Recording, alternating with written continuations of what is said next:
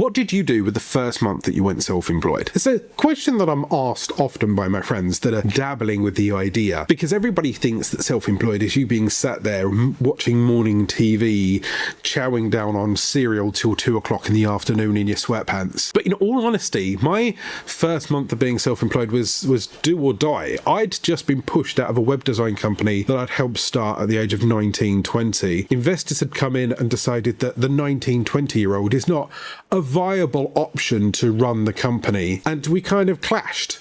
So they decided to get rid of the 19, 20-year-old that had been the only salesman for the company. Their web design company slowly died, withered, and mine was the only other option that I had. I had to take what I learnt from the first 2-3 years of running a web design company, slim it down into a one-man band, and go off and create my next brand. I know that sounds so fucking amazingly professional, but at the time it wasn't a drawn down plan. It was just a survival mechanism. All I've known is selling websites as a self-employed person. I don't want to go back to being a security guard. I don't want to go back to selling credit cards. I don't want to be working in the banking system. I need to do something. Why not sell websites for myself? So in the first month, I used all that anger and anxiety and passion, and I went out and I designed my own website. Got it up and running as soon as possible. I set up my social media accounts that were connected to that at the time, and those social media accounts were pretty much Facebook and YouTube, because not many other people used other platforms yet because they didn't really exist. And I started doing what I can to get my name out there. I'd go on directories, online directories, and I'd email everybody that had a really crappy website or no website at all, and I would say like, hey, you know, your website's crap.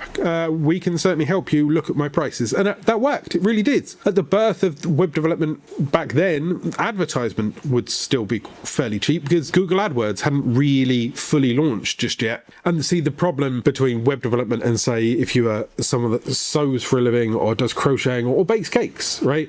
If you bake cakes, you can stand out in the middle of a high street, you can put a little toothpick into a piece of cake, you can hand out the cake, and you can go, if you really like this cake, then here's my business card. You can't really put a toothpick into a website and go, here, have a little bit of website, see how that tastes.